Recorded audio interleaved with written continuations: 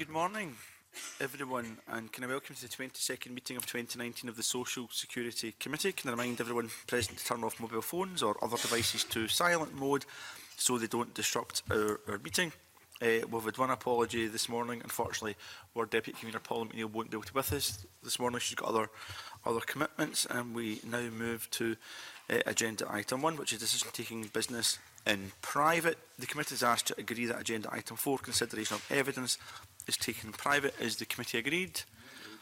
Thank you. We now move to agenda item 2, annual operating of devolved social security assistance. The committee will take evidence on the annual operating of devolved social security assistance from, and can I welcome Shirley Ann Somerville, Cabinet Secretary for Social Security and Older People, Veronica Smith, Policy Officer, and Vanna Astantasa-Dow. I apologise wholeheartedly for that. I should have read your name not for the first time on my brief. My apologies, Vanna. Economic Advisor, Social Security Policy Analysis, Scottish Government. Welcome all three of you this morning, and I believe the Cabinet Secretary's got an opening statement. Thank you. Good morning, Convener and Committee.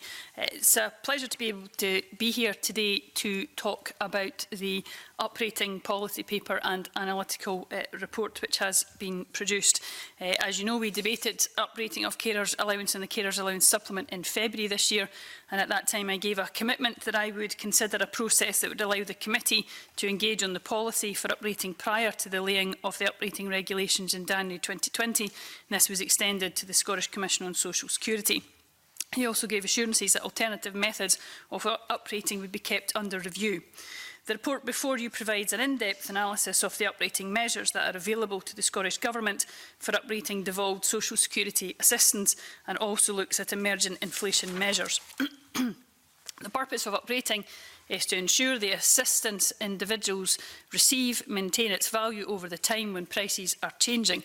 This requires the most accurate measure to be chosen for that purpose to be fulfilled. The evidence presented in the report makes clear that the retail price index as an uprating measure remains a flawed measure, and we should all be able to agree that we want to use the most accurate measure, I hope, of price inflation.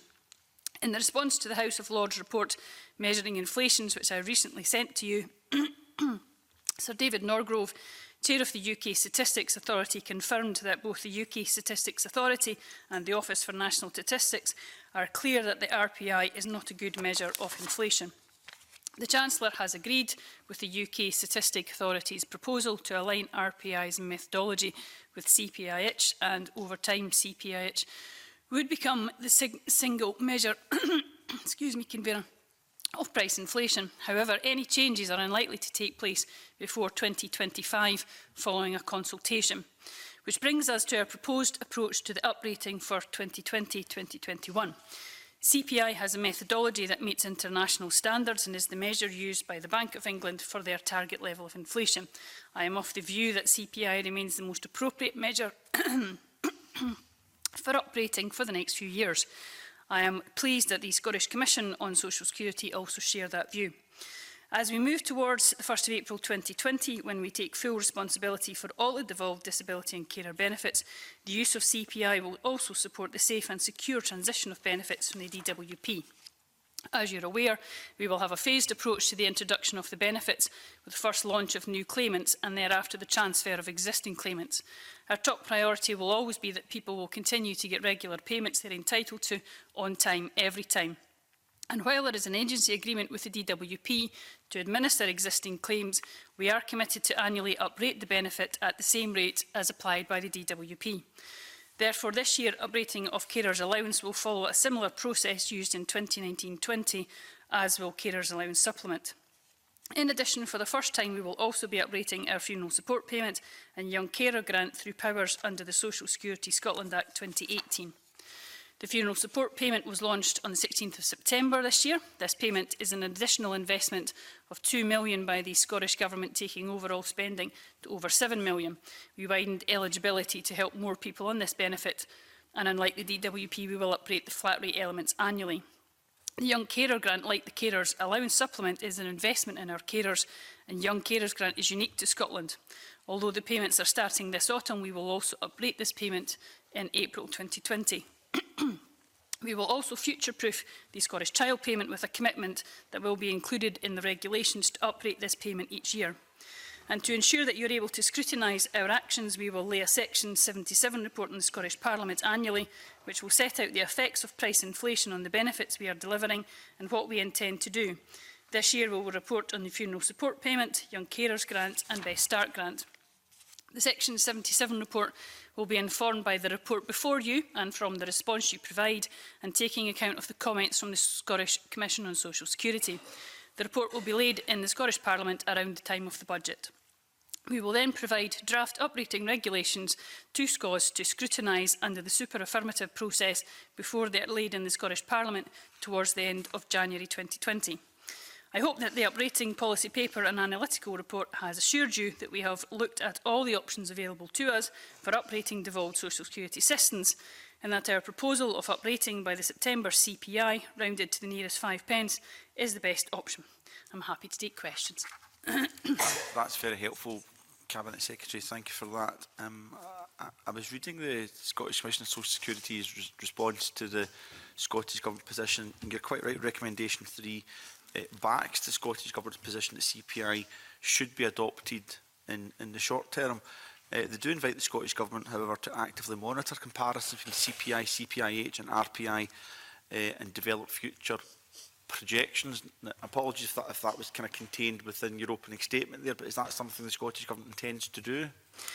I think we will remain interested in what is happening by using the different comparisons, and that's certainly something which we took forward as part of the process for the analytical report. We set out what the differences between them were and what that would mean. So as part of our ongoing work, we do of course actively monitor the comparisons between the different inflation measures while developing the future projections, and we'll also keep a very, very close eye on the new measures that are being looked at that don't fulfil the requirements to be an inflationary measure that we could use at this point, but may in the future be of use as well. So we don't consider RPI being a viable measure, and until it's reformed that won't change, but the figures will be available to see what the difference could be using the different measures, and that's certainly something which can be made available in the future, as we have done in the analytical report that's before the committee. That's helpful. I suppose I was just checking that that's an ongoing analysis. It's not a kind of one-off piece of body of work. And you'd mentioned 2025 as a potential time frame for moving theoretically to another inflationary uplift model. CPIH was mentioned as a possibility, and recommendation 5 from the Scottish Commission on Social Security asks for a bit more clarity in relation to using CPI for the foreseeable future, what that in effect means, what the kind of timescales around that would be. So maybe that is 2025, you could maybe confirm that, but also it says what would you see the triggers as being to prompt a review of the uprating earlier than that? So if something else was to happen in that data that you're actively monitoring, things were to shift, what kind of triggers would you be looking at? So clarity on those 2 points would be quite helpful. Well, the areas around when a measure would become an official national statistic obviously sits out with the power of the Scottish Government. So we will watch with interest what is happening in that level. And I suppose the easiest way to probably describe this would be when there would be a material change that would require us to look at the circumstances. So I mentioned RPI, for example, and the time frame that is being talked about by UK Government about when changes might be made following consultation. That's one example of when that might require another look. There are obviously the development, as I mentioned earlier, of household regional specific measures, which are very interesting and could be useful in the future. But those measures are very much a work in progress at this point, and it will take a considerable amount of time, I would suggest, way beyond 2025, for these to become national statistics. So I suppose in summary, Convener, it's around when there's a material change in circumstance that would change the underlying assumptions that we've made in this analytical report about what stands the test of a good measure of inflation.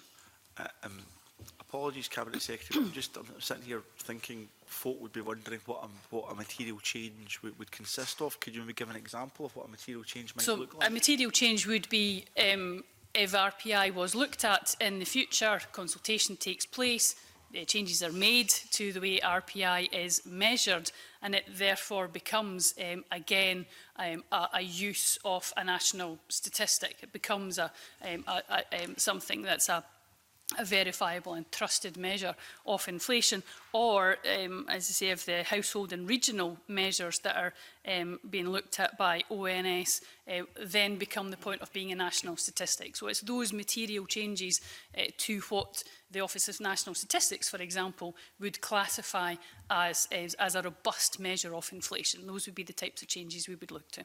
Okay, thank you very much. Mark Griffin, followed by Michelle Ballantyne. Thanks, Convener. One of the key parts of the new social security system that was to be designed with the people of Scotland on the basis of evidence, and that includes the duty on uprating. So can I ask the Cabinet Secretary what consultation has taken place with the experience panels or those with a lived experience of the changes to uprating methods that George Osborne introduced in 2010? So when we're looking at examples around uprating, it's important that we look at what is an internationally regarded national statistic, a good measure of inflation. I do appreciate that people will have different views on how they would like to see benefits uprated. And I utterly respect that. I've spoken to stakeholders, for example, over a number of months since particularly since we had the last debate on this issue, that have different opinions on this. I'm sure Mark Griffin has as well. But we cannot use a measure of inflation that is not regarded as a bona fide measure of inflation. So I appreciate stakeholders have had different views on this, and I have had a number of discussions with different stakeholders over this over the past few months and years, and I utterly respect that other people will have different opinions on this, but I then can't take that opinion, even if it's a strongly held opinion, if it gives me an answer of trying to use something which is not a good measure of inflation as determined, for example, by the Office of National Statistics. So this, is an area where people will have an opinion on it for their own reasons, but I have to use the evidence, for example, of the Office of National Statistics and take into mind the views of experts and statisticians about what is a good measure of inflation. I appreciate what the Cabinet Secretary is saying, and that you've spoken to stakeholders, but I just wanted to clarify whether there had been any involvement by the experience panels on which method of uprating should be used. Aware of experience panels, it's discussions with stakeholders that I've certainly had. Purely stakeholders. Okay. I know there are a range of opinions on what method of inflation should be used. We've had debates here and in the Chamber on that, but I'd like to ask the Cabinet Secretary if the Government has looked at any methods of uprating beyond inflation. There's no restriction in the Act to simply use inflation. I give the example of Ireland, who have uprated payments by €5. Denmark, who use wages to inform uprating. Norway uses a combination. The Netherlands do it twice a year linked to the minimum wage, and the Reform think tank have proposed a new index altogether. What work has gone on in Government to look at potential uprating methods beyond inflation? I suppose I would differ in my conclusion that you made originally, that there's a range of views on what a good measure is. I think when you look at what's happened from the Office of National Statistics, what's happened from the House of Lords, what's happened from a number of different studies recently, is that there is uniform acceptance of the fact that RPI is not a good measure of inflation. So when we're actually looking at the expert advice that's coming in, I don't think there are a range of views about what is the best measure of inflation.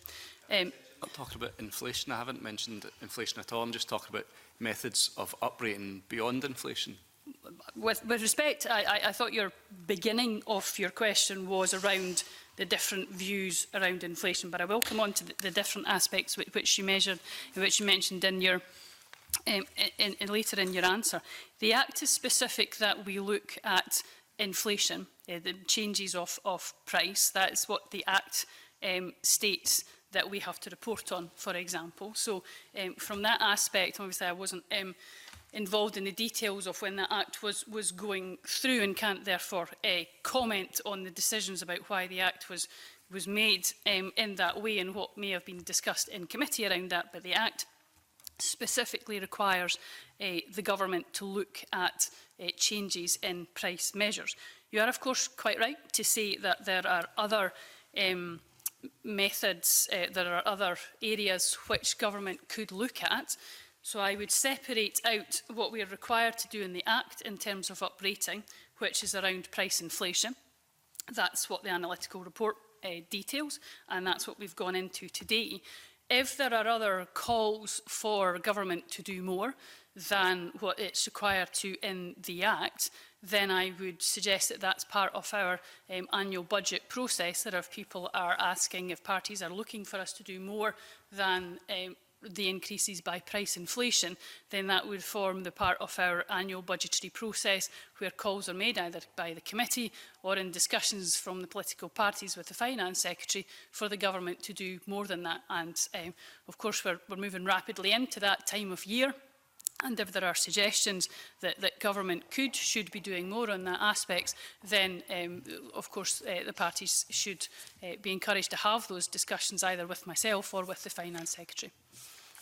Thanks, Cabinet Secretary. I take on board what you're saying. Section 78 in the Act specifically says that it does not limit the government to use inflation.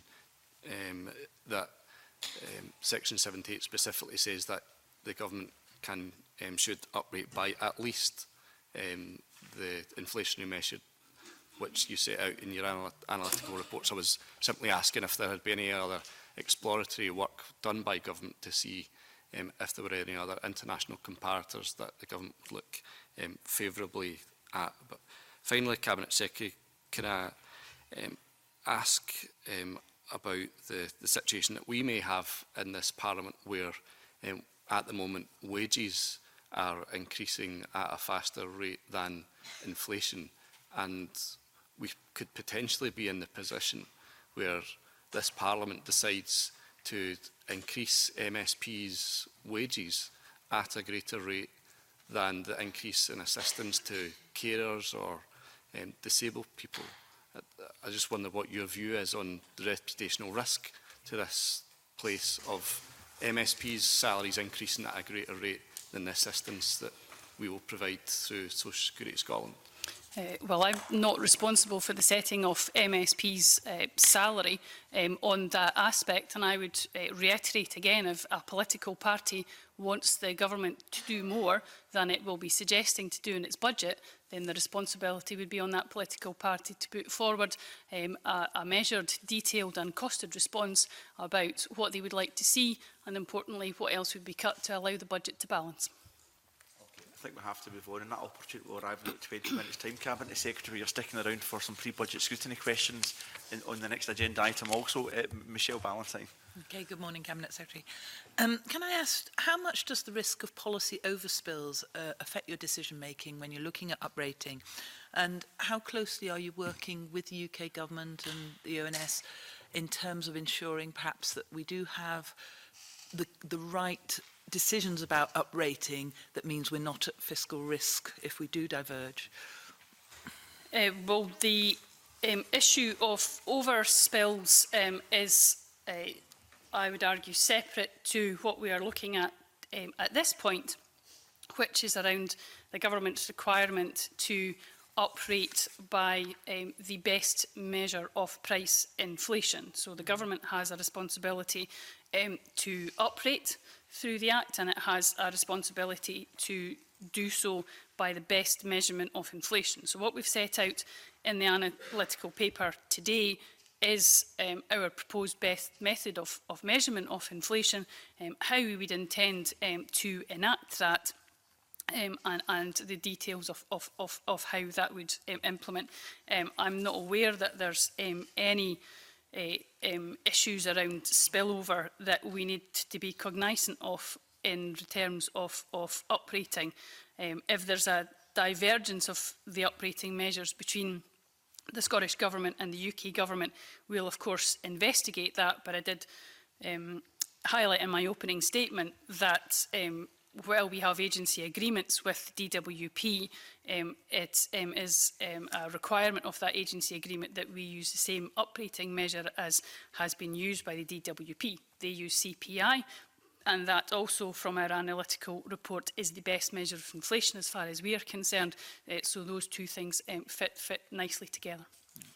So, just following from the second part then, in terms of working with the UK government, in terms of the choices around uprating, I mean, obviously both governments are looking at how the future is going to go, and there is some talk of moving to CPIH, and also revisiting RPI because of the impact of clothing costs that a lot of people believe skewed it, which took it off the menu, if you like. Now, obviously, as they look at that, they may make changes. So timing could be key here in terms of what is considered the best option in terms of uprating. And I wondered how closely you're working together, because obviously for Scotland, if we do diverge in terms of what is best, it could have a financial impact for us. So I just wondered how closely you're working together on that. It certainly could in the future if we use different methods for uprating. I would refer back to the earlier answer that I gave on the timeframes for that, though do seem quite far out. So there is, of course, ongoing discussions between UK Government and Scottish Government about how we're moving forward on those aspects. Those will continue. I don't foresee any changes in the short term around what the UK Government are doing, therefore a requirement for us to look at that in more detail than we perhaps are at the moment. But of course, if the discussions at an official level do start to flag those things up in future years, then that would be something we'd have to take into consideration, and in future years would have to look to see whether there was a financial implication from that when it came to the block grant adjustment and any spillover. Okay. Thank you. Okay, Alistair Allen. You've mentioned about the way that you react or make allowances for price inflation. I just wonder, when it comes to what you might call the social security forecasting process, or thinking further into the future, whether there's other things you have to plan around or make predictions around other than price inflation? I think it's important for, again, for me to separate out the distinct areas that we are responsible for looking at. So obviously, as I said earlier, we have a responsibility to look at uprating, an obligation to look at uprating and to act upon that, and to do so through the price inflation.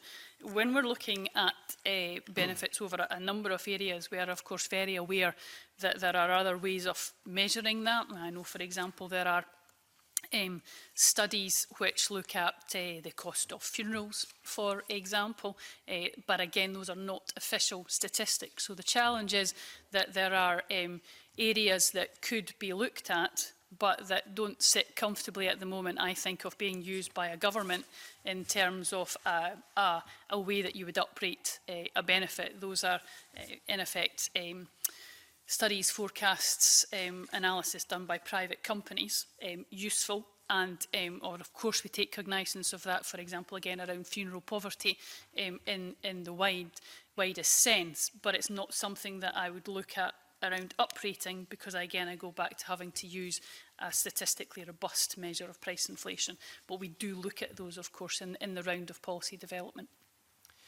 And also picking up on the point that you made there about spillover, and I appreciate some of this, you know, you may feel is spilling over into other areas of policy, but obviously some of the conventions, if we can call them that, around spillover are outlined in the fiscal framework, and the principle that there should be no detriment as a result of UK or Scottish Government actions.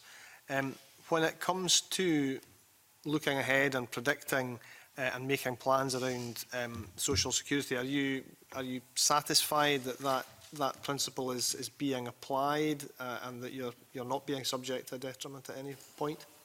Well, it's not something that either government has made a claim on to this point. It is something, however, I am, and I know my officials are very cognizant of as we look to our decisions, whether it's on uprating or anything else, is that we have to look very carefully at what's in the fiscal framework around spillovers. This may be something we'll get into more detail in the next session, but I have to bear in mind when we're looking at all the areas of social security decision making, that for the vast majority of them, they will come with a price tag and a requirement for that money to be found, and that if it's not, if it differs from what's happening in the UK government's policies, then there will be a requirement for that money to be found within the Scottish Block Grant. So whether it's on uprating or on anything else, we do have to be very cognizant that that fiscal framework is there, and the challenge of spillover and a call made by the UK government does sit very heavily when we're looking at the policy changes that we'd have to make. Thank you. Okay, thank you. Jeremy Balfour.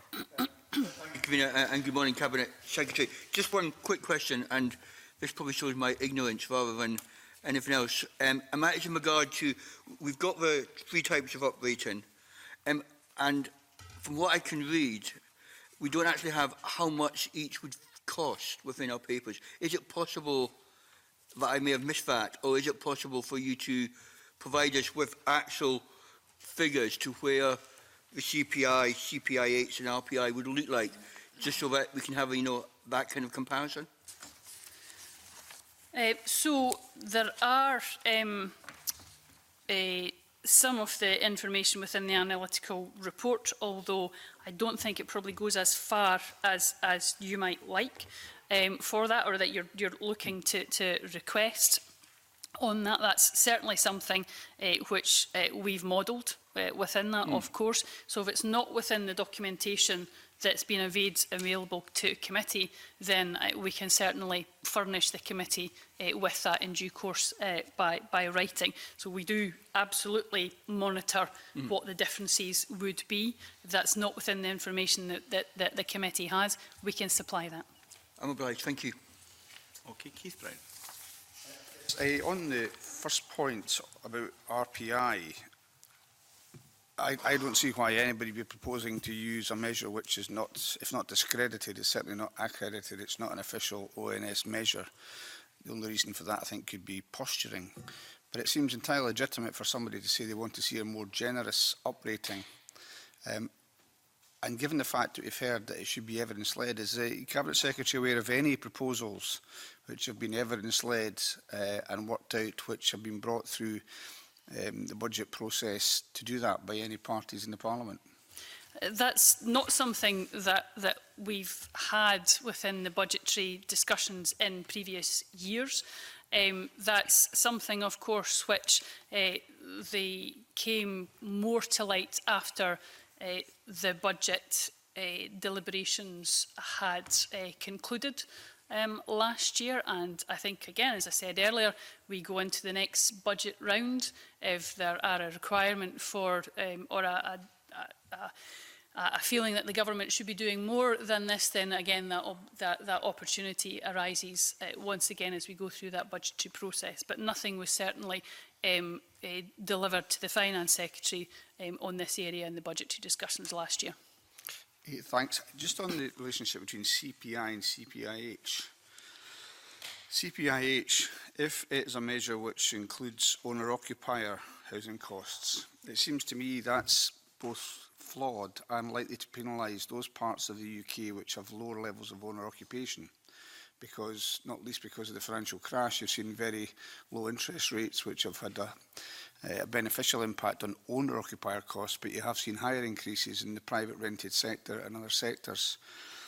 Given that, would not be a thing to think about in terms of Scotland not to go for CPIH as the UK government is doing, because it would have a disproportionate effect in Scotland, because owner occupation is lower in Scotland than it is in most parts of the rest of the UK.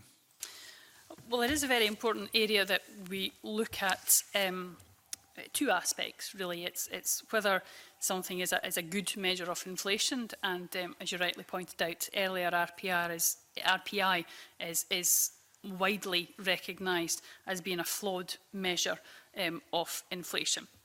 There is further discussions looking forward at the UK government level around CPIH, and you're right to say that those do include owner occupation housing costs. So CPIH are broadly similar, but with CPIH including owner occupation costs.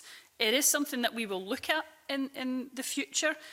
Really, when we're looking at that in the future, it's to ensure that CPIH has established a reliable track record in terms of being a national statistic before we would even consider using it as uprating. Once it's reached that level, there really is then another sense check to be had about whether that would be a good measure of inflation, given the demographic that's in Scotland, given the demographic that we are considering when it comes to social security, and would a measure that does include owner occupation pass that test. So those are the kind of areas that we will look at in the future. We're not really at that stage yet because CPIH doesn't have that track record as a national statistic to, I suppose, get through to that kind of second sense check.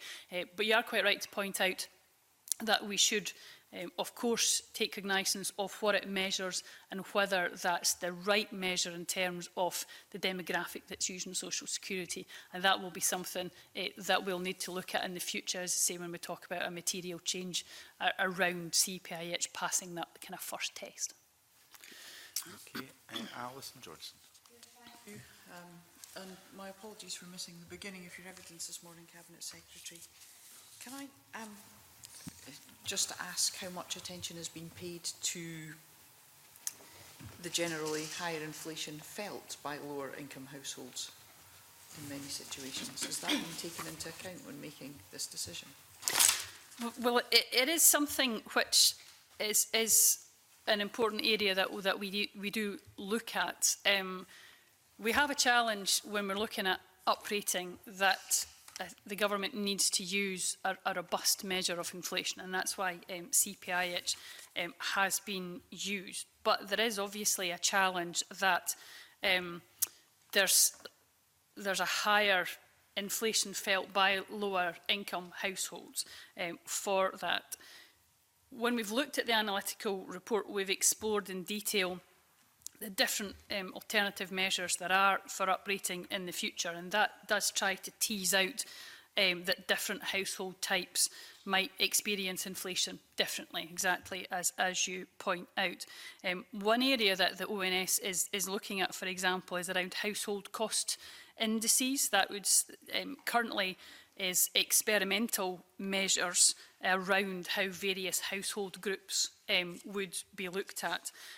Now, the challenge is, again, we're not at that stage of that being a robust measure that we could look at for uprating, and that's why we do go back to CPI in the analytical report. But we have looked at those measures and we will keep them under review to see whether any of those measures become national statistics in the future. So I think the challenge is to find a robust method where you can genuinely look at the higher rate of inflation felt by lower income households and find a robust measure that we could use as a national statistic to be able to determine operating on that basis. I mean, I appreciate this is a, you know, it is a complex area, but you'll also appreciate that when people, it appears that a group of low-income people who may be particularly vulnerable are, you know, being offered an increase that isn't all it might be, that, you know, people rightly are concerned and are going to want to debate it and to understand why it's happened. I mean, I note that the Students' Award Agency for Scotland, when you're repaying interest on your student loan, that is paid back in line with RPI. You know, so there's an instance where people are paying money back in and it's at that higher rate, but when money's being paid out, it's at the lower rate. I'm just wondering how much of a holistic overview there is. So my understanding is that that's not a Scottish Government decision around whether it's RPI, CPI for student loans on that.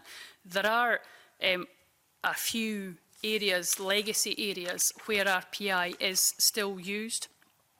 That's one example. The examples also include areas that are under contract for using RPI, and that's set within the contract for that. So there are legacy areas that do use RPI. The example that you stated is, as I say, I'm not aware that that is in the Scottish Government's gift to be able to change. I do take your point that does look unfair if that's the money that's been taken off people, and what we're talking here is about the money that's being given over. The challenge is, if people think we shouldn't be using CPI because it doesn't reflect what's happening to people, is, well, what would we use? And we've looked at all the other measures that are national statistics, and there is not one that we could move over and use instead of CPI. So I appreciate people might not feel that that fully covers every aspect, particularly for certain demographics, but there is not an alternative, a robust alternative that we could move into its place at this point. Okay, are there any other questions? Okay, I know the Cabinet Secretary is sticking around with us. So at this point, can I thank the Cabinet Secretary for this section and your officials for their support in this section. That ends agenda item 2. We'll just suspend briefly before we move to agenda item 3.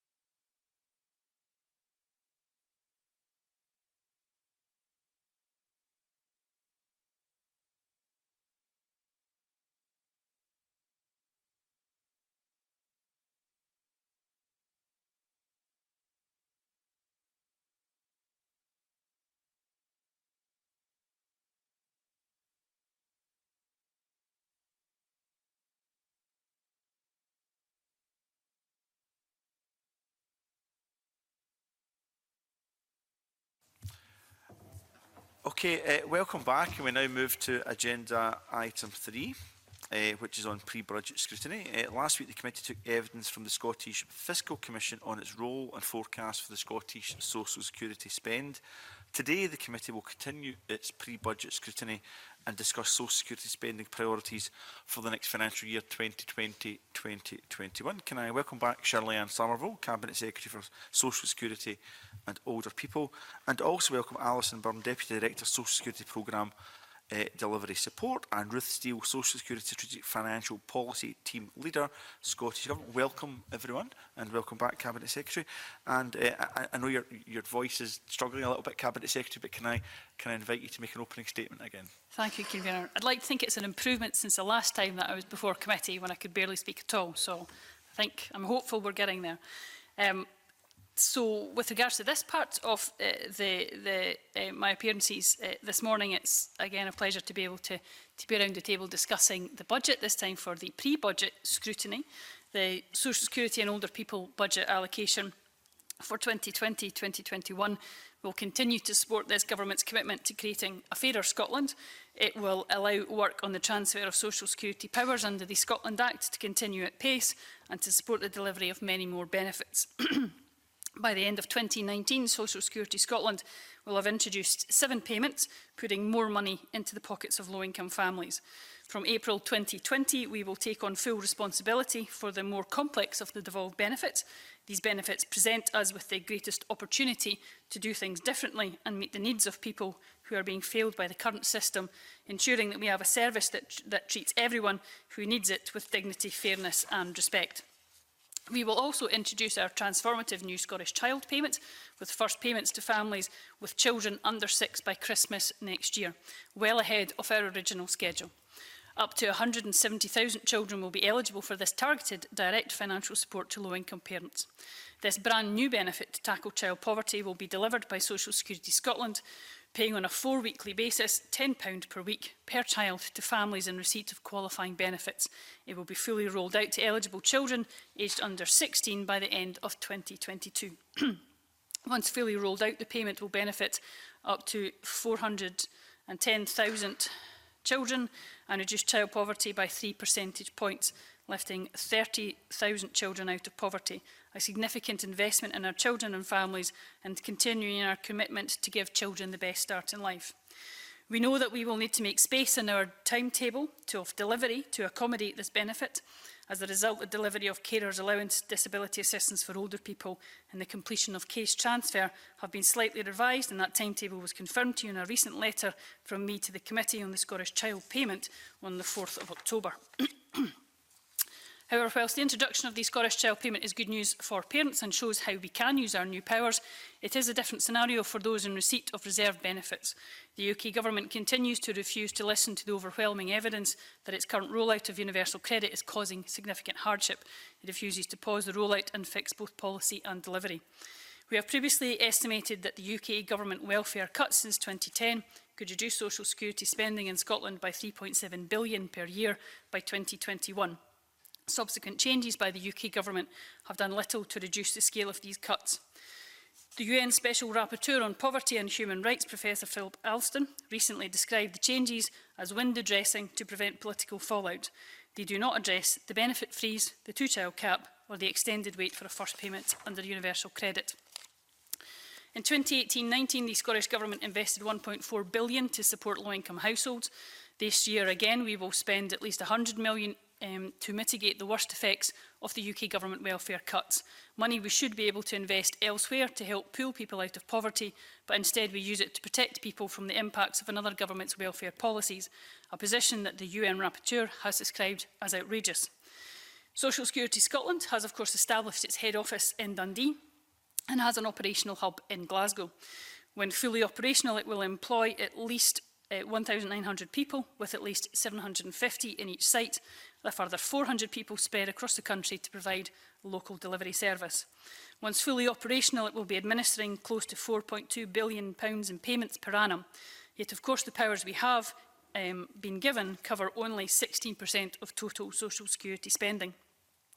We will, of course, receive funding from the UK Government under the terms of the fiscal framework for the benefits being devolved to Scotland, which in essence forecasts what the UK Government would have spent under their policies on the benefits we are responsible for.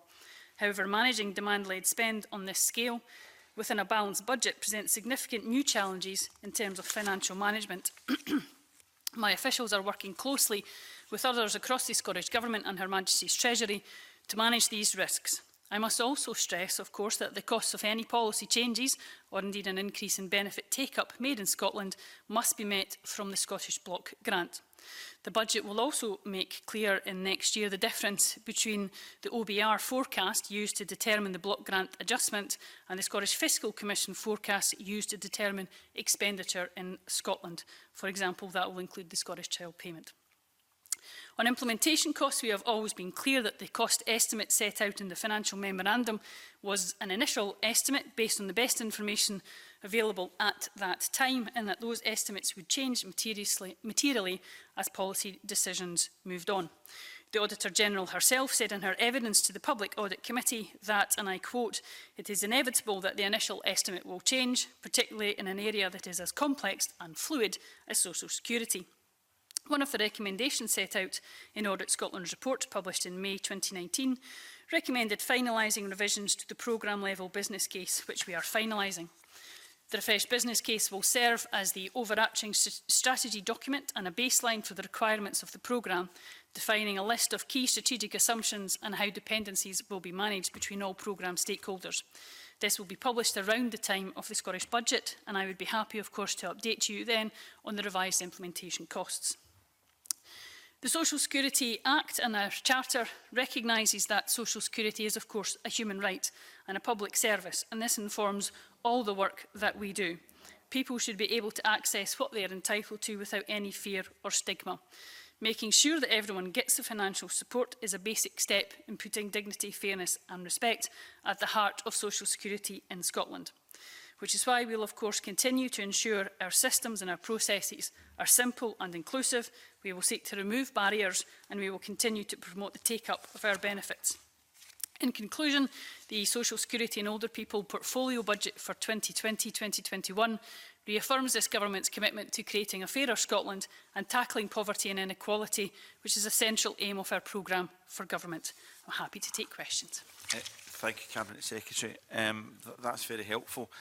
Now, in a moment, I'm actually going to ask a question which may shock you, will appear to be a call for more money for a part of the budget line, but you make that point about balancing budgets and money having to be identified. It's only fair to just ask a little bit about the child supplement in the first instance, in the context of what you spend in the coming financial year. Now, when finally rolled out, we understand it'll be £180 million per annum, but of course in the first financial year, you said it'll be 170,000 young people as opposed to the 410,000 young people once it's fully rolled out. What is the estimated cost of the 170,000 young people under 6 who would benefit in the coming financial year? So our initial estimates are that the cost will be around 70 million when we're looking at the price, the investment within the under 6 portfolio. Now, obviously, the cost within year will be dependent on the actual go-live date, of course, in this, but we've set out within the programme for government our analysis of that go-live, which is the first payments being made before Christmas. So that's the area that we're working to, and our assumption of the costs will be 70 million. Absolutely get that there has to be degrees of uncertainty around that as you roll that programme out. I've not heard anyone critical of that new policy initiative. In fact, the Joseph Rowntree Foundation and IPPR event that the committee members attended on Monday this week during Challenge Poverty were very, very supportive of it. I think those figures were based on an 82 or 83% uptake of the child payment. Can you give a reassurance that, because we'd like that uptake, that'd be a strong uptake, but it'd be lovely if that uptake was higher still, that the budget, when it appears, will have built in those flexibilities for a higher uptake should that occur? Well, absolutely, the Scottish Child Payment, along with the vast majority of the other benefits that we have, are demand-led, and we want to increase uptake as much as we possibly can. That is part of the challenge of the Social Security budget, is that we will make forecasts for what we will estimate the benefit take-up to be. That is challenging, particularly an area where it's a brand new payment. I think you saw a flavour of that when we were looking at the changes that we even made to Best Start grant, moving from the UK government scheme over to Scottish government, and our changes around increasing benefit take-up did, I think, demonstrate how challenging it is to forecast ahead, even within when we're moving from one type of benefit to another. You add to that the challenge of this is brand new, and of course it makes the ability for us to forecast exceptionally challenging for that. But the reassurance is this is a demand-led budget, and we certainly want that take up to be as high as possible. Then that money will simply have to be found within the Scottish budget. And as I referred to in my opening remarks, that management of demand-led budgets is something to this scale, which is very, very different for the Scottish Government. What I would say is both within government and absolutely within the Scottish Fiscal Commission, everything is being done to ensure that we can forecast as accurately as we possibly can, given all the information that we know, but that does not make it a perfect science. It's only fair, Cabinet, that's helpful, Cabinet, it's only fair to put on the record as well that is the nature of these things hugely welcomed. Money going to 250,000 households once fully rolled out. But immediately then demands for additional spend came in, and understandable demands, but there's a financial envelope in which any government operates, and put some of those just on the record I think would be a reasonable thing to do, because we heard them. So we heard calls for a pre-6 income supplement beyond the £10 a week. We heard calls for additional money for teenage children, particularly around summertime, because of the additional costs at that point, and we heard calls for it to be extended to 17 and 18-year-olds. And I'm not trying to draw you on the policy scope and the criteria for the Scottish Child Payment. We all welcome the work the government's doing, but I think it's in that context that we now have to look at the budget that will be coming to this Parliament. And we did ask people in Twitterland, if that's a thing out there, if they had any questions for you, Cabinet Secretary. And one that we got was from a regular correspondent with the committee, I have to say, a Mr Ian Davidson, who had some questions around the Scottish Welfare Fund. And I should point out that the committee has previously made calls for the Scottish Welfare Fund to be increased from £33 million a year that's been there since its establishment. So the value, the cash at the Welfare Fund has been protected, but has been cut in real terms because there's never been uplift to the Welfare Fund. In previous years, the Scottish Government said that the fund had been underspent in some parts of the country, but they would keep it under review. So in that context, Mr Ian Davison says the Scottish Welfare Fund, the fund was fully spent in the year 2018-19. It's time to do the right thing and rectify this situation. Will it now be increased? So it'd be quite helpful if you could comment on that, Cabinet Secretary. Certainly. Initially then, to turn to your point around the Scottish Child Payment, I did read with interest the report from JRF IPPR and their recommendations. As with, I think, pretty much every area within social security, these do come with additional policy costs. And certainly the modelling that we have looked at, for example, does suggest that the increase that would involve up to 17 and 18-year-olds would be an additional cost of 20 million. The fact that we were being suggested that we look at a premium for under 6s on top of the £10 for 0 to 16-year-olds comes in at the region of £70 million.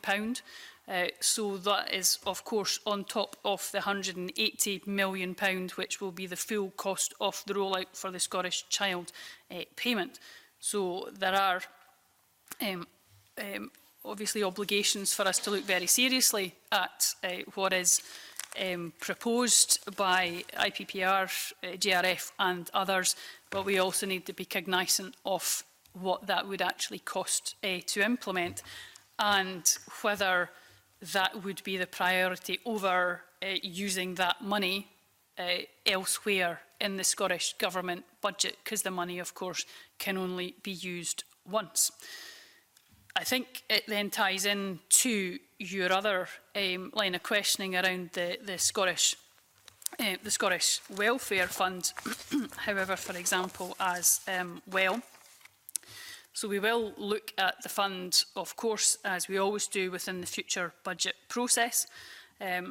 This is not the only area of support which the Scottish Government gives, and I would point to the figure that we have around £1.4 billion worth of support goes to support low-income households. The Scottish Welfare Fund is one area of the £1.4 billion which the Scottish Government invests. It's an important area, but it is one policy lever and one of the myriad of different ways that we support low-income households, and I do think it needs to be looked at in the round.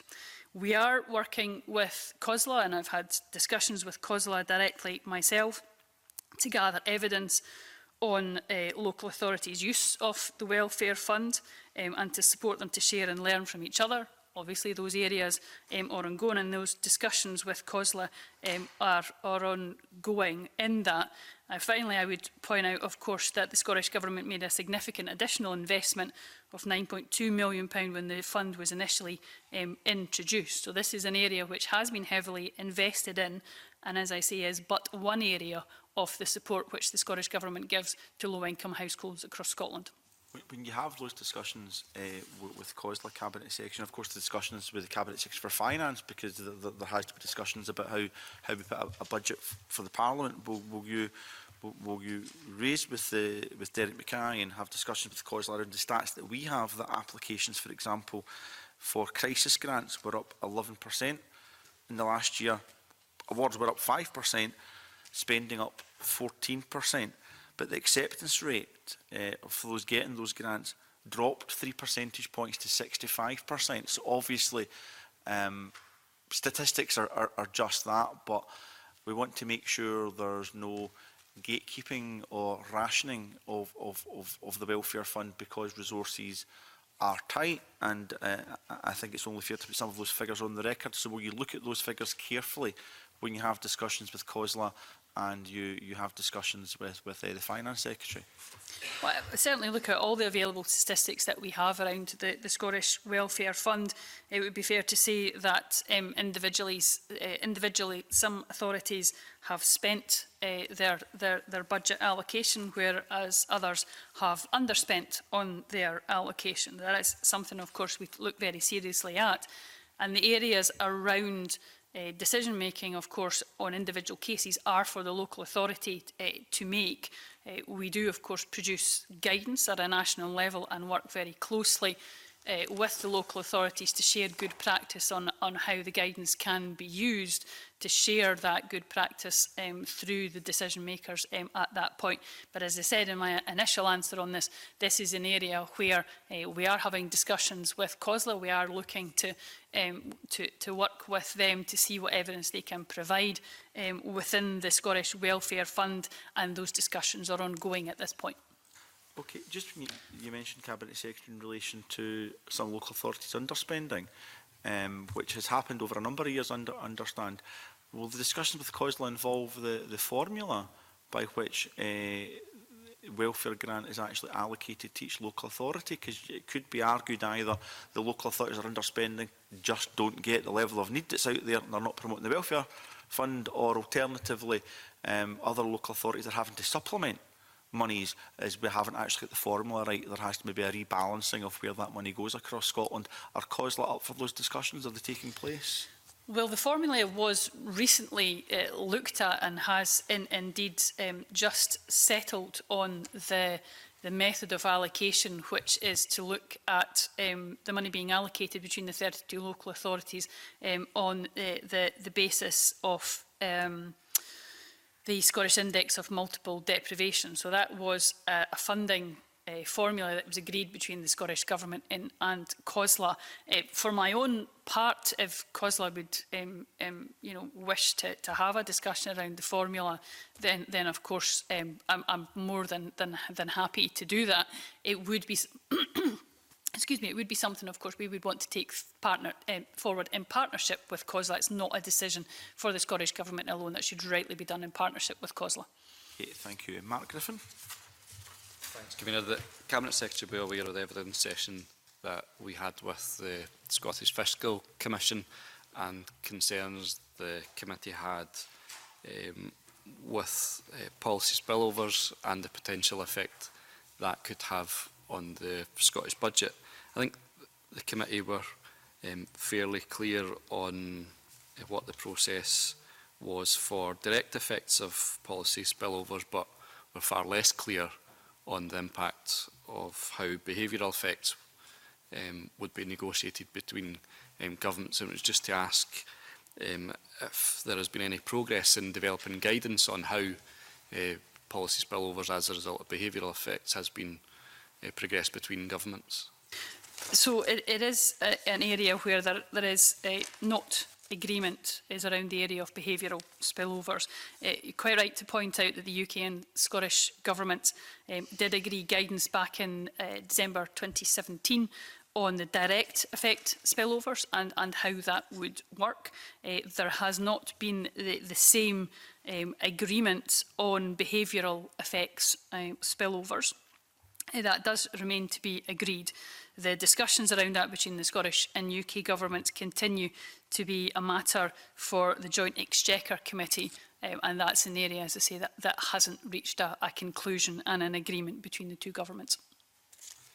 So if there were to be any behaviour policy spillovers at this point before any agreement is reached, what impact, if any, do you think there would be? That is it something that simply won't or can't happen until that agreement is put in place? Well, it is something which I do have to look very seriously at, is the fiscal framework and what's in the fiscal framework. And as I think we were talking about earlier, I do need to be very aware of the potential repercussions of making any decisions that would allow the fiscal framework spillovers to kick in. However, there does need to be agreement between both governments for that to happen. So that is one level of reassurance. However, it is still something which I have to bear very seriously in mind when we're looking at policy decisions, because obviously they have long-term implications. So there might not be an agreement at this point, which would mean that there's no agreement between the two governments about how that would handle.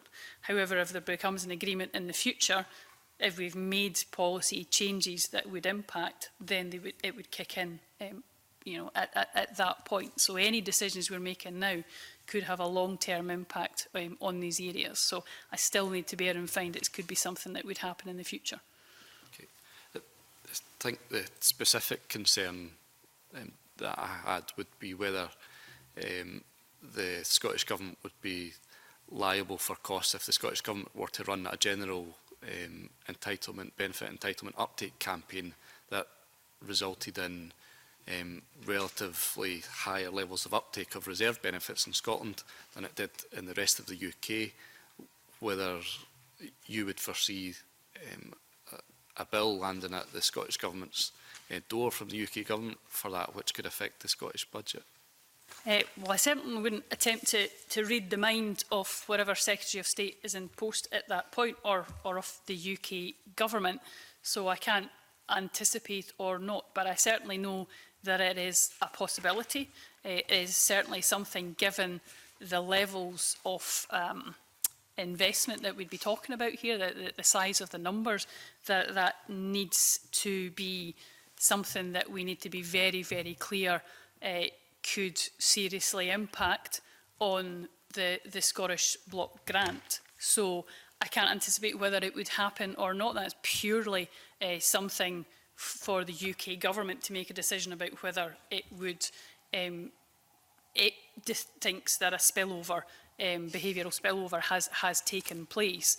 From my obligation and my responsibility is to know that it's perfectly possible, perfectly plausible that could happen, and therefore I need to be able to take that into account when making decisions up here about what the Scottish Government could do.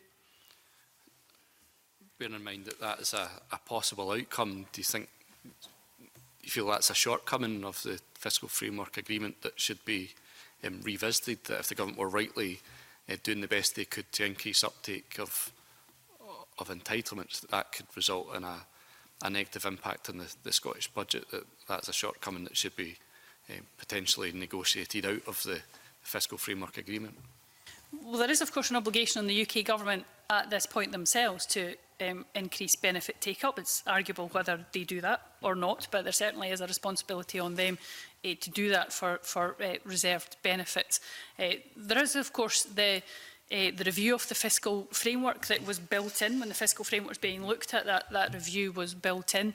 That is, I think, a very timely opportunity for us to look at the evidence that we have now, a couple of years through this, about how it would work in practice in ways that we simply could not have foreseen or were discussed at the time that the fiscal framework was being looked at.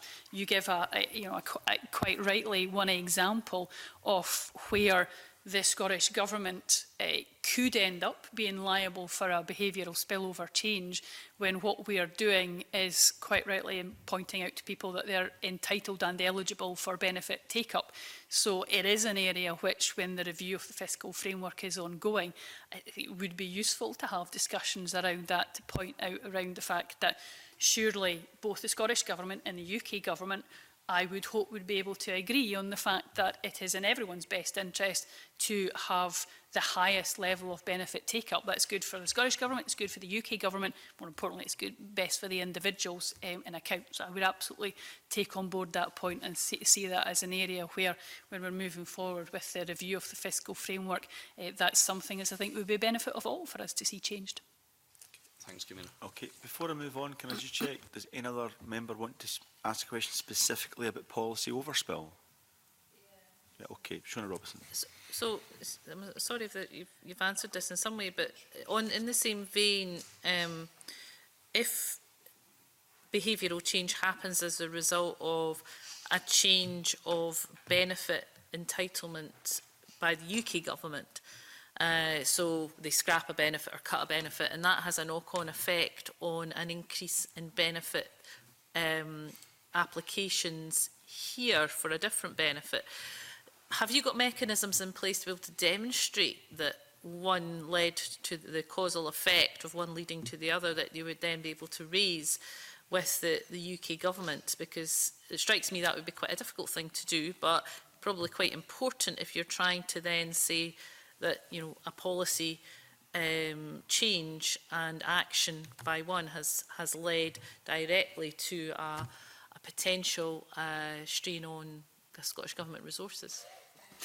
And that word that you use near the end is the important one about it's directly led. So I think there is a difference to be made between behavioural change, spillovers, and a direct impact. Those are the areas where there is an agreement between the UK Government and Scottish Government about how that would be handled. So in the type of scenario that you're given, what the Scottish Government would look at is around evidencing that direct effect, quantifying that, and then there is the step of that being agreed by both the UK and Scottish governments. So that is the area where there is agreement on how it's handled. Doesn't necessarily say we would have agreement at the end of the day around how we quantify it compared to how the UK Government quantify it. That's an area where they would still be up for discussion, but that is an area where we can evidence it, quantify it, and then agree it between the governments, where you could see some spillover agreements taken taken place. That would, in theory, result in a fiscal transfer between UK governments, either to the Scottish Government or from the Scottish Government, depending on the direct impact that we're talking about and which way that flows. How would you evidence it, though? Would it be, would you be asking those who are applying why, you know, what mechanisms could you use to gather that evidence? For example, how the levels in applications have increased in So our a correlation benefits of compared what to it it and is. see the correlation between that. Right, okay. Jeremy Balfour. Just following up slightly, Cabinet Secretary, one of the comments we get quite often from the First Minister when we talk about budgets that every penny is allocated, and if you want to move one penny from there, you have to find it from somewhere else. With this year's coming budget, and with the possible issue of potential spillovers, higher take-up, etc., what, I mean, I appreciate you can't give us the exact figures, but are you making a percentage differential to cover any overspend, or will your budget literally be every penny is accounted for, if that makes sense? Because I think there is an issue going forward, for this, particularly this first couple of years, that if every penny is allocated and there is an overspill or there is a greater take-up, how will that be met? Well, that is something I could say, quite frankly, it focuses my mind when we look at this budget, because you're absolutely right that there is not a separate pot that's available. That's why the forecasting is absolutely integral, that we get that as accurately as possible. And of course our budgets are based on the Scottish Fiscal Commission's forecasting. That's why we work very, very closely with the Scottish Fiscal Commission to get that forecasting right on this. I'll give an example, perhaps, if I may, just to focus minds perhaps even more on this when we're looking at the level of forecasting error. So the potential scale of the forecasting error is something, as I say, which does focus on my mind. So I asked analysts to undertake analysis of the historic forecast error between the UK OBR statistics and the outturn for the benefits that are being devolved, because we will base the Scottish Block Grant Adjustment will be based on the OBR forecasts, but we will then have to take into account the outturn of those benefits some 18 months later. That shows an average error for 1 year ahead forecasts of 3.7%. So if you apply that to the £3.5 billion worth of expenditure that's within the Scottish Government responsibility, that can be a forecast error of 130 million.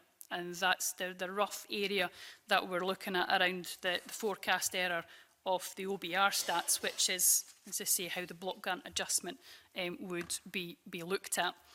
We will base our budget on the Scottish Fiscal Commission's statistics. There is likely to be a difference, obviously, between what the OBR forecast is and what the Scottish Fiscal Commission's forecast will be. That will partly be because of policy changes that we have taken. So we are obviously, that will be required to be cut through the Scottish block grant.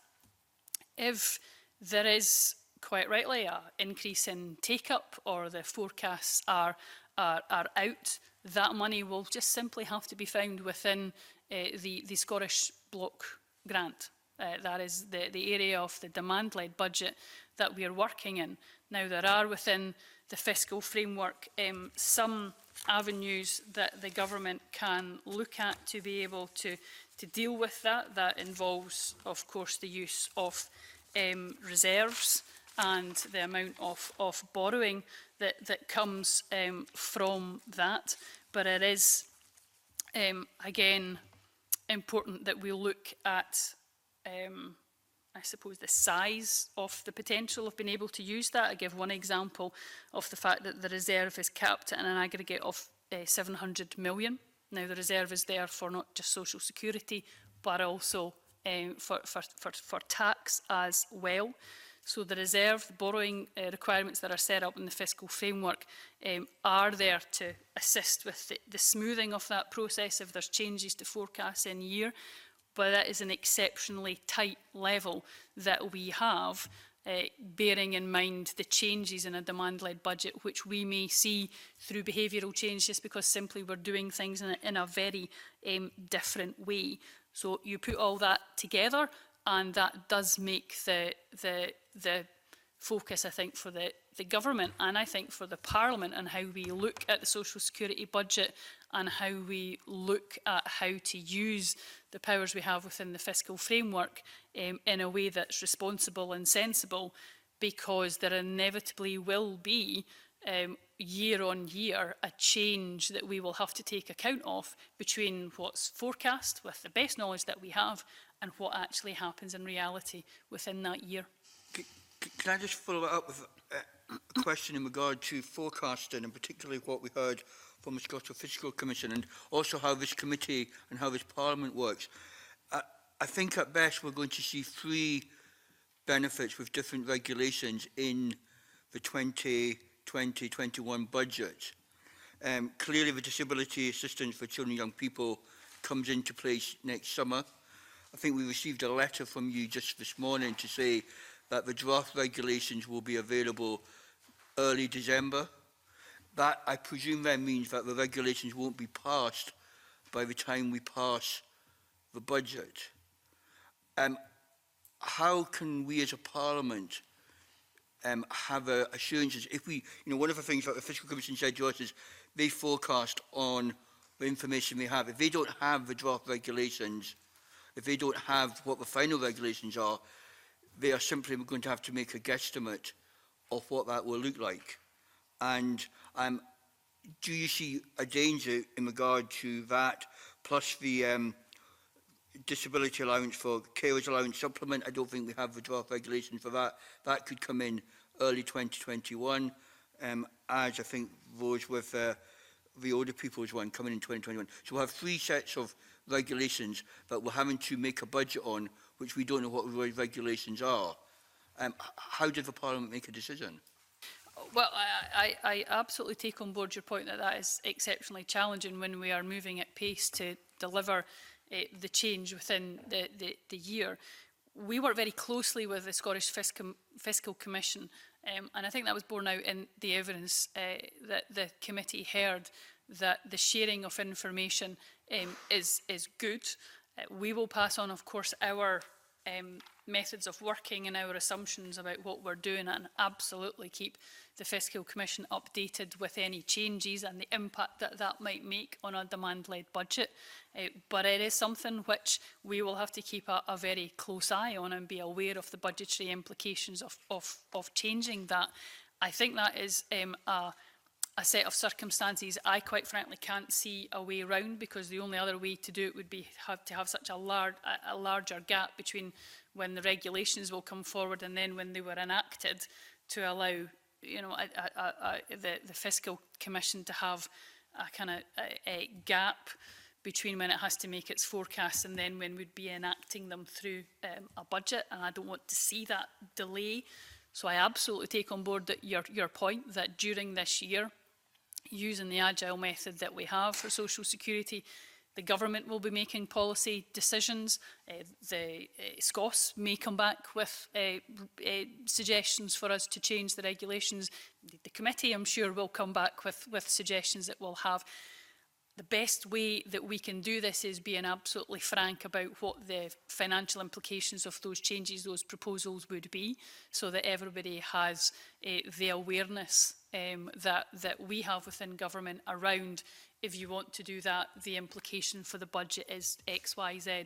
That's certainly the way that we work with the Fiscal Commission in detailing our ways of working and our assumptions, and we'd be happy to kind of share that kind of similar way of working if people are looking at specific changes about what that might mean for budgets in year. So I hope that's helpful. I don't think it solves the problem, but it is it's certainly the way of working that I would like to have, is to be as full and frank as possible about the implications that any changes would have, and how we could perhaps deal with those.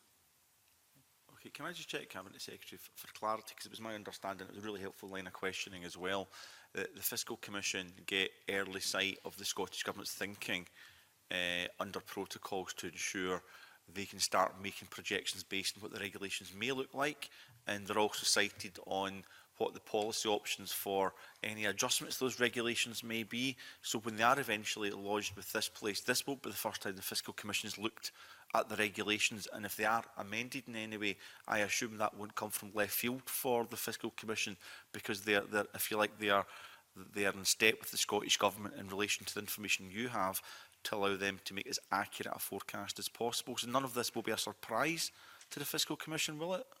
No, I mean, I should absolutely make clear it's not that we work internally and then come up with draft regulations and then give them to the Fiscal Commission. There is a close working about our assumptions as we build forward with aspects. But again, that is a moving feast as we work through an agile process that the Scottish Fiscal Commission is kept up to date with.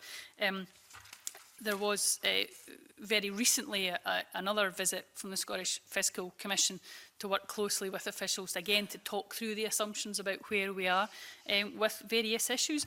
But it is a learning process, both for ourselves and for the Fiscal Commission.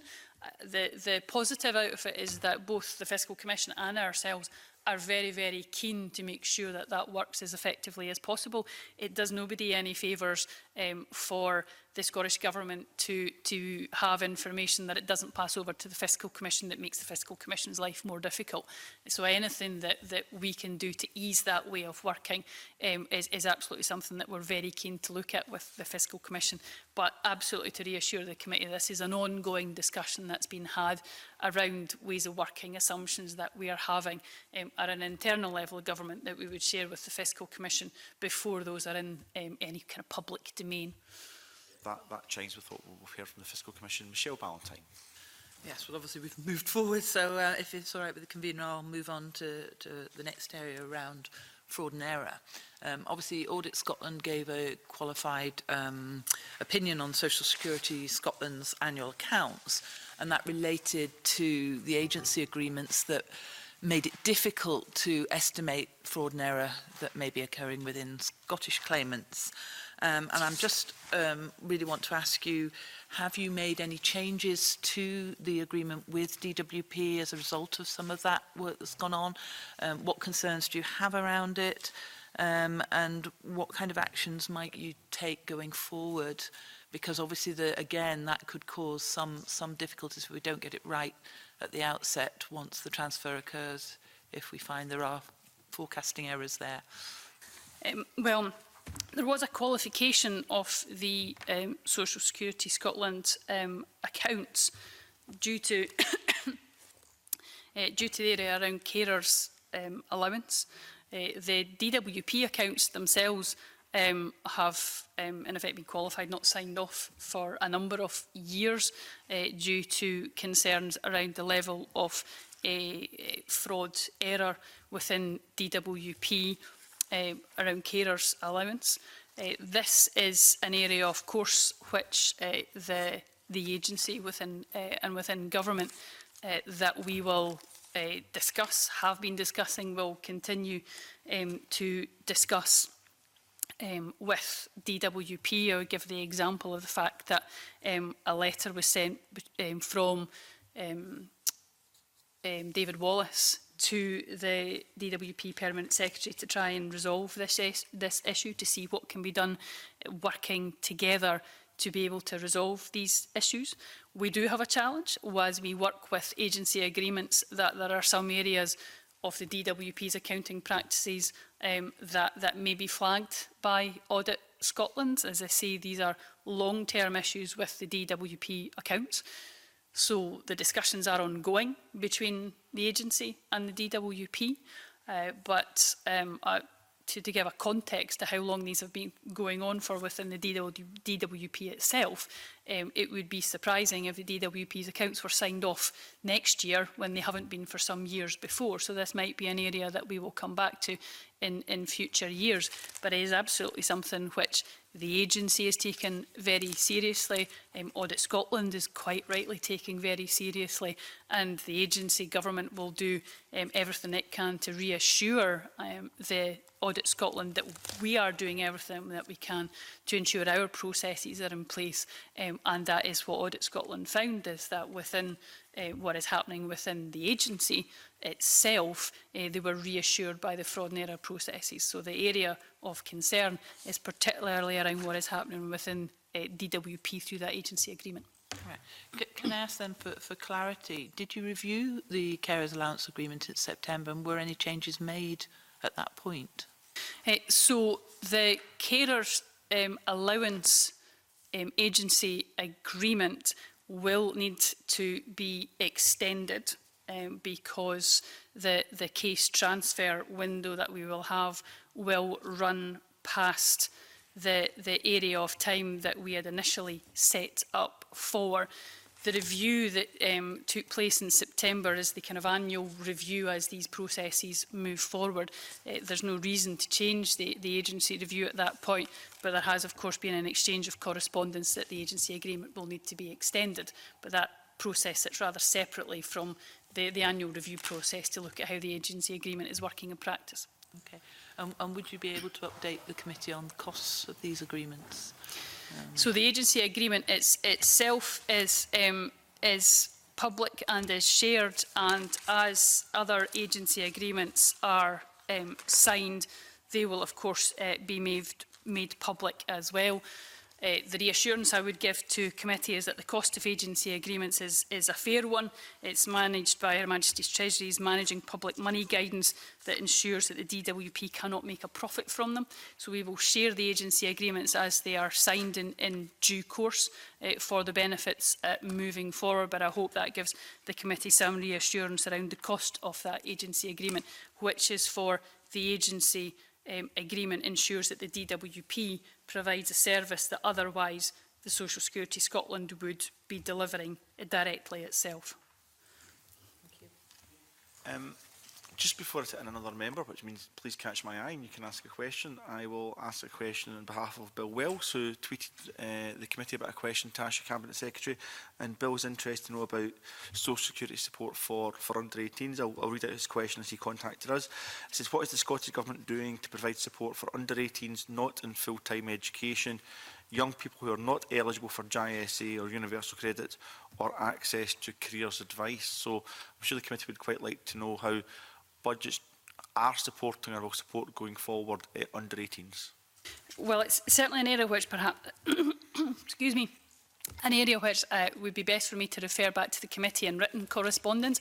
Much of the support for under 18s would sit out with social security.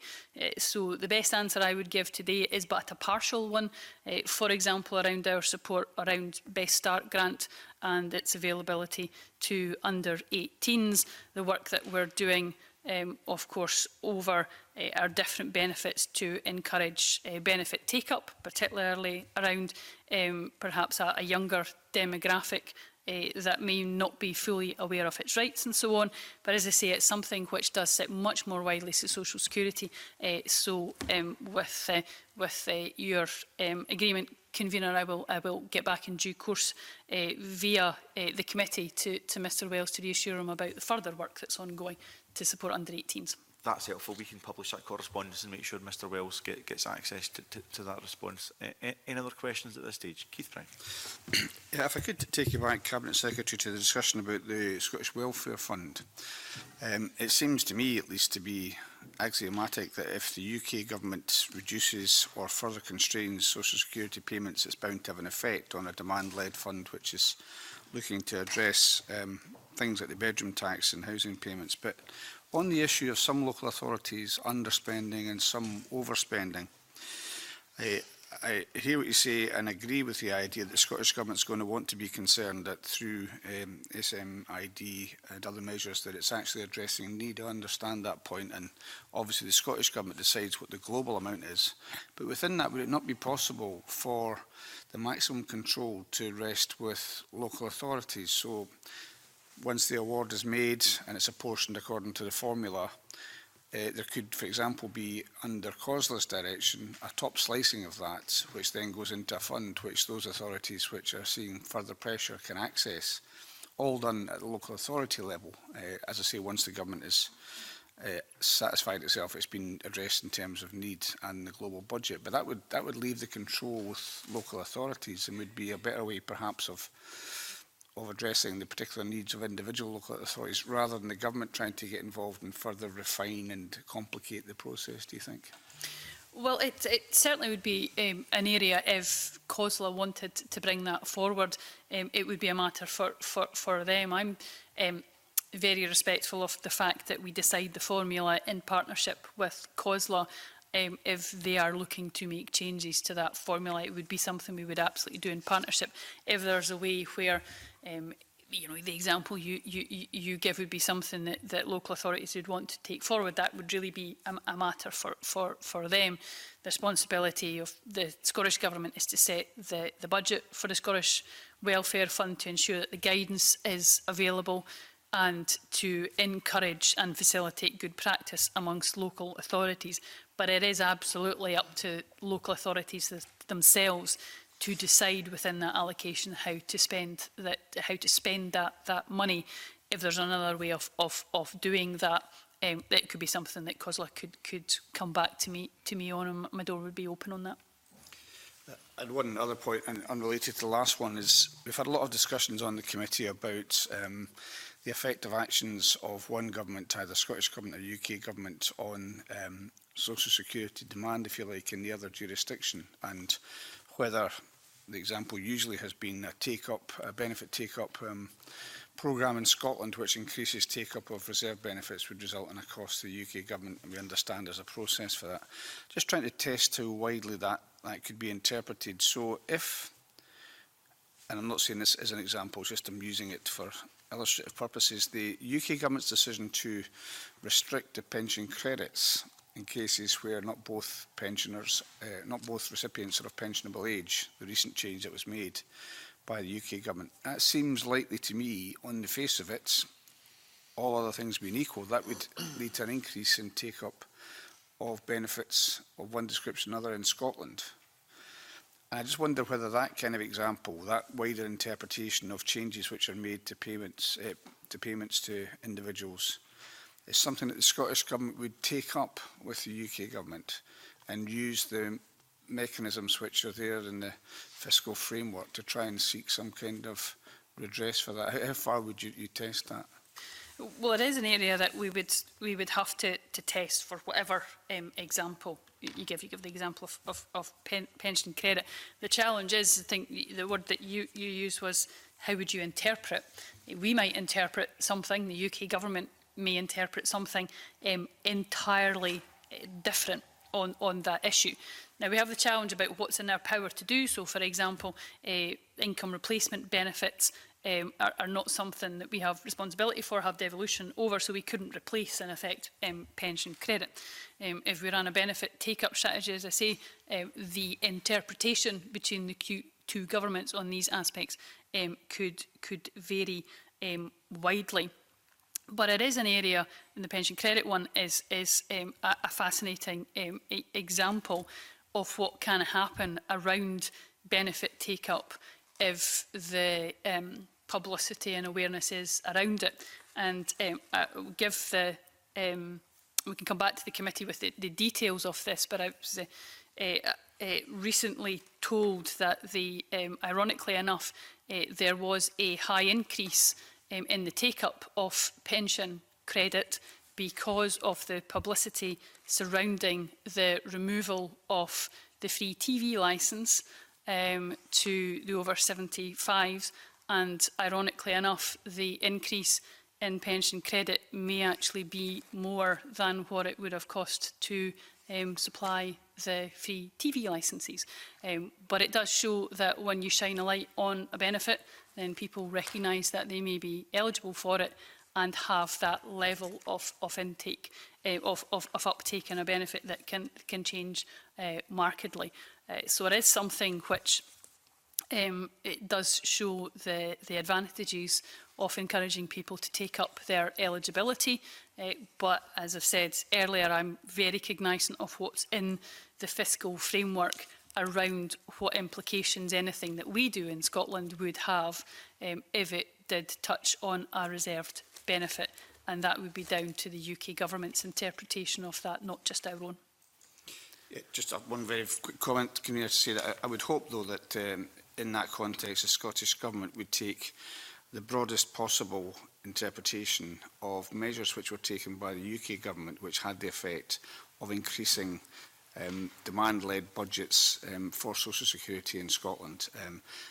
I'm only talking about where you can prove cause and effect, but I think rather than having to, and the Cabinet Secretary is quite right to defend the position about additional payments that the Scottish Government might be liable for actions it's taken, I think we should be very alert to what the UK Government does, which lead to increased costs in social security in Scotland.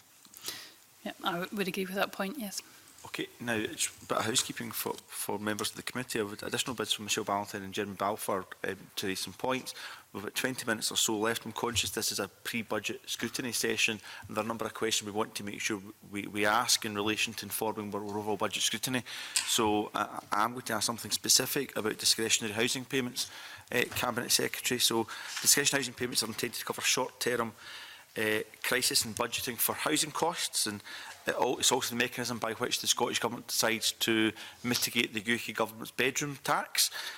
So in the last financial year, the two elements of discretionary housing payments that went to local authorities was, in the current financial year rather, was £52.3 million this year to mitigate the bedroom tax, and £10.9 million for that wider short-term housing crisis costs. So clearly we're going to want to look at what the numbers around this looks like in the coming budget, but it will be hard to identify what a sufficiency of funds looks like, Cabinet Secretary, because my understanding from the information I have that in the last financial year, 18 local authorities overspent their discretionary housing payment budgets, but others didn't. But actually, we don't have any data on what they're spending the money on. So if the local authorities get the money, the largest chunk of that is to mitigate the bedroom tax.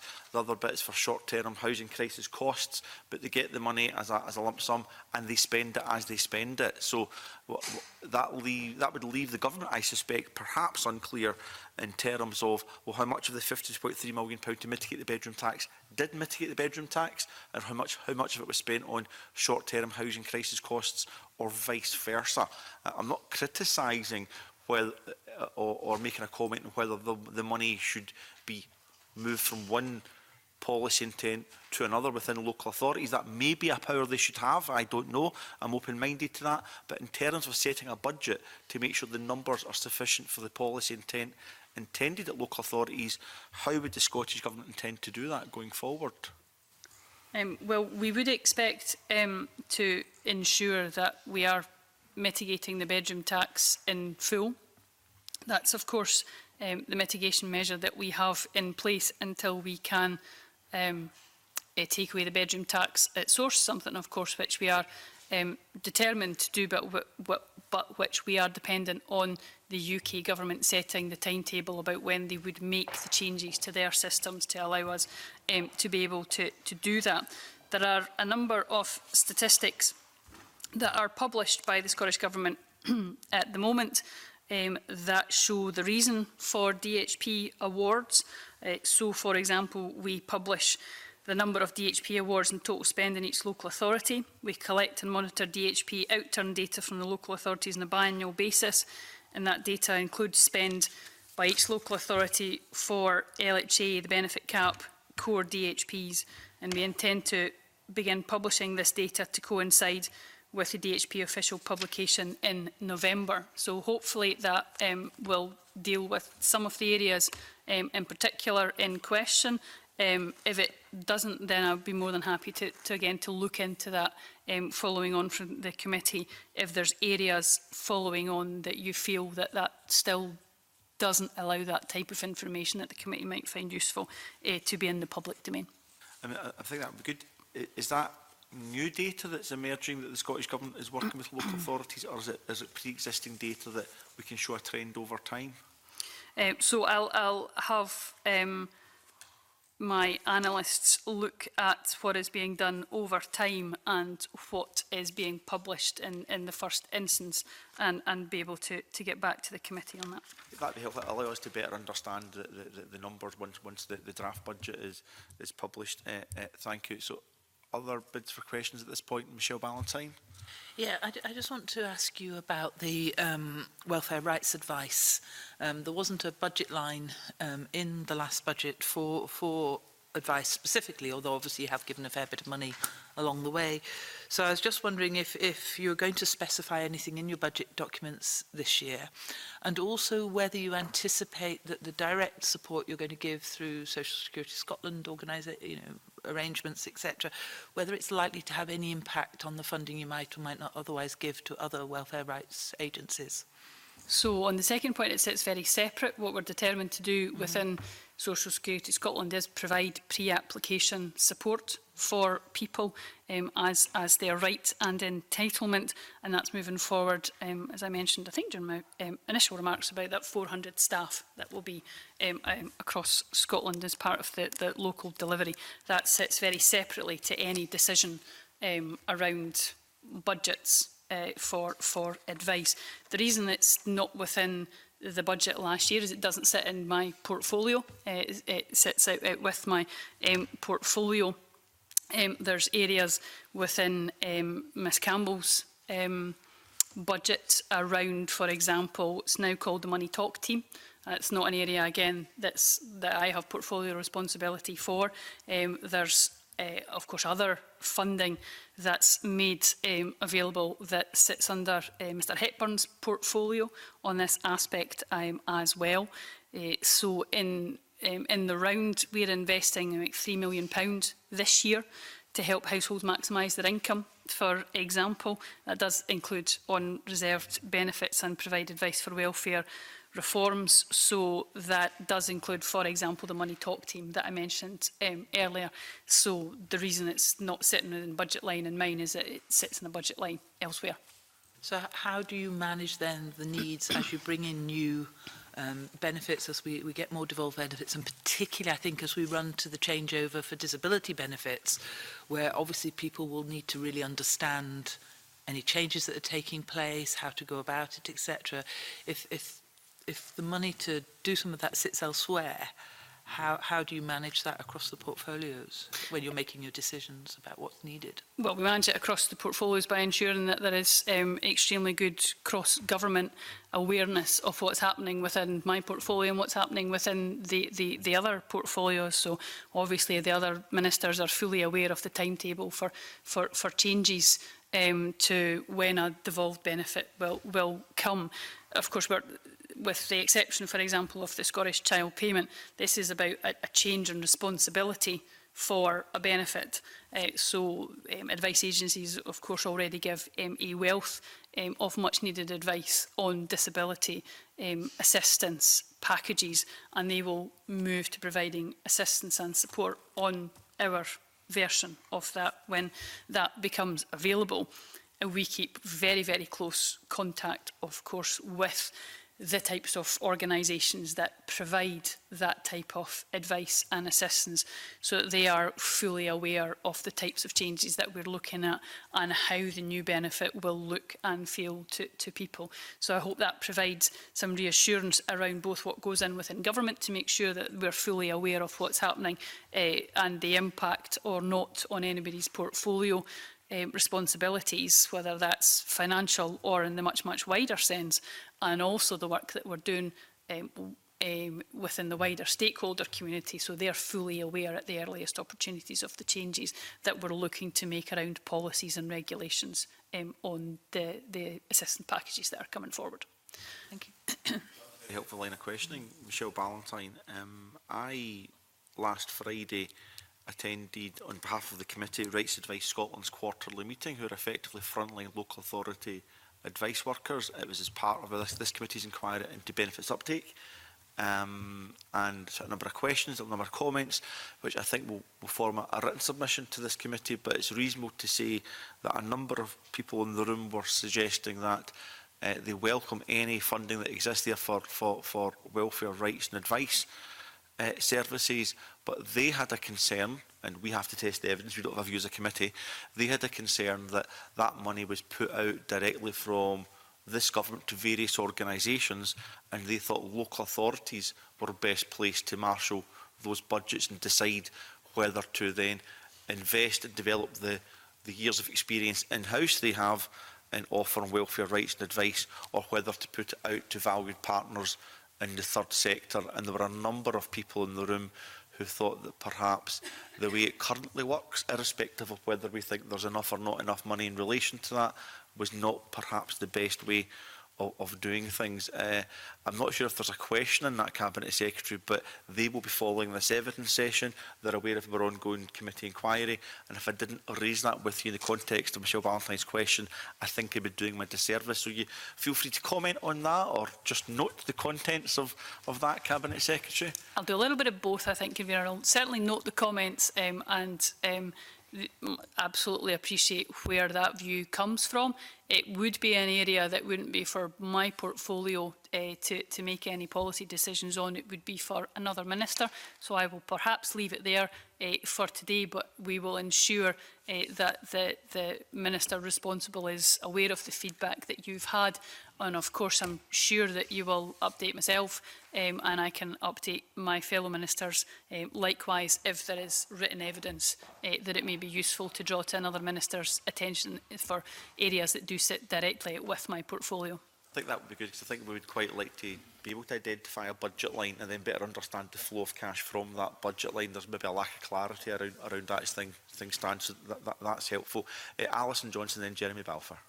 Yeah, just on a specific point, Cabinet Secretary, can I ask if there's been any discussions or work around the method of transferring funds for the cold weather payments and the winter fuel payments?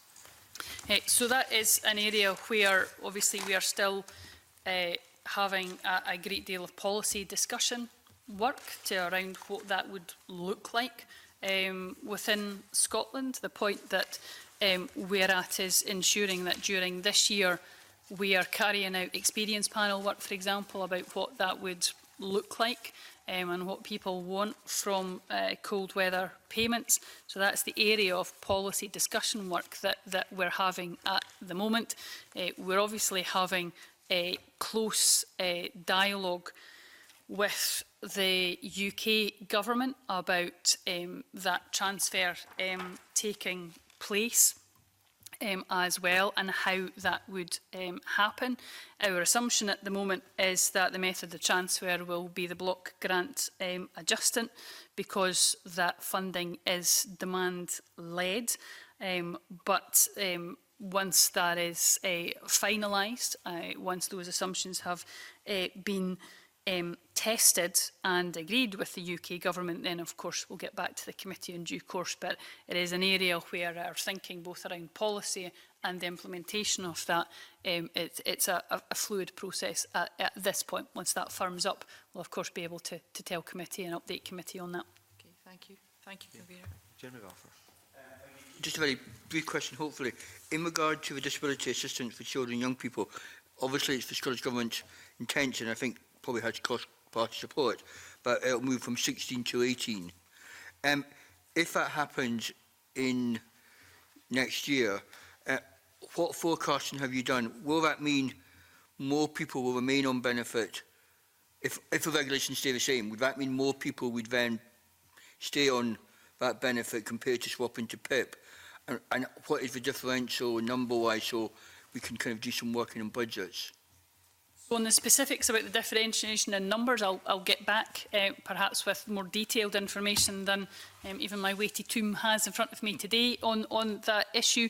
It is an area where we're already working very closely with the DWP. An example of that is, of course, the DWP would be expecting to send out letters to those that are approaching their 16th birthday. So again, a reassurance I hope I can give to committee is that we are working very, very closely and in agreement with DWP going forward about how those letters are handled, when that happens, what do those letters say, etc., to ensure that the client is getting the best and most up-to-date information and the messages that have been agreed by both governments on this to allow that transition to be seamless and for them not to be receiving one set of information now and another set of information, say, in 6 months' time. But on the specifics of the numbers, I'll perhaps, with your permission again, get back on the details of that. I'm obliged, thank you. Okay, Cabinet Secretary, I don't see any other... Yes, I do see other questions, Cabinet Secretary. Shona Robertson. Sorry, it is on a different issue, and it's just for completeness, given the topicality at the moment. Have you done an assessment on the implications of Brexit for the social security budget? Well, there is, of course, something that we are taking a close interest in, as indeed absolutely every single other area of government is. You'll be aware, I'm sure, of the different announcements that particularly Eileen Campbell has made around this issue, the £1 million fund for Fair Share that she announced, I think last week, maybe the week before. Obviously also the £7 million Vulnerable Communities Fund that will be made available to local authorities in the event of a no-deal Brexit. It will be for the local authorities themselves to look at whether that should be Scottish Welfare Fund, discretionary housing and payments. Again, I think they're absolutely best placed to do that. We are, of course, looking at the impact of the worst-case scenario on the uptake of our benefits. So, for example, of course, if the unemployment rate increases, or if people move into less secure jobs or work less hours, and therefore we have an increase in the uptake in the reserved benefits that affect the eligibility for Best Start grant, Best Start foods, that will obviously lead to a change in the level of forecasted expenditure within Scotland. So what we're looking at the moment is a combined increase of expenditure of the worst case scenarios around unemployment increases and so on take place in the region of £10 million per year. And that will be something that we will have to keep a very, very close eye on. What is, I think, undoubtedly the case is that if we move towards a no-deal Brexit, it will be our most vulnerable communities that will be hit the hardest by that, and also not have the ability to be able to cushion themselves from that blow. That's the reason why the announcements have been made around the £1 million and the £7 million in the event of a no-deal Brexit. But I would be clear to the committee that the Scottish Government, no government can mitigate the impact of a no-deal Brexit given the sheer scale of what that impact would be. There are also areas that do not sit within the responsibility or powers of the Scottish Government, and that is why Eileen Campbell has written to the Secretary of State for the Department of Work and Pensions to look at very seriously what they should be doing immediately after a no-deal Brexit, if that does indeed take place. For example, ensuring that the benefit cap is lifted, that the benefits freeze is lifted, and that those on universal credit are not obligated to pay back their advances in universal credit. So we will do what we can within the Scottish Government's budget, and we've set that out. The Deputy First Minister set some of that out again. But to be absolutely clear, we cannot mitigate against the scale of the impact, particularly on vulnerable communities. And there is an absolute responsibility on the UK Government, firstly, to ensure that a no-deal Brexit does not happen. But if it does, then they are absolutely obligated to take account of the impact that that will have and to move very, very quickly to alleviate some of that. And I say I've given some examples about how they could do that within the responsibility of the Department of Work and Pensions. Can I ask that we get regular updates, Convener, on this matter as we go forward, depending on what the situation that we find ourselves in? Absolutely, I think you just have. So Yes. that would be very, very welcome. Yeah, and it was a question that was right to ask, to put these issues on the public record when we look at our pre-budget scrutiny. Are there any other questions before I move to the next agenda item? Okay. Cabinet Secretary, can I thank you and your officials for being here today, yourself for doing 2 sessions with us, and you don't get off that easily. I believe you're back with the committee again at the end of the month, along with David Wallace, Chief Executive, Social Security Scotland, for another evidence session, so we shall see you then as well. But for the moment, thank you very much to you and your officials. That ends agenda item 3, and we now move to agenda item 4, which we previously agreed to take in private, so we now move into private session. Thank you.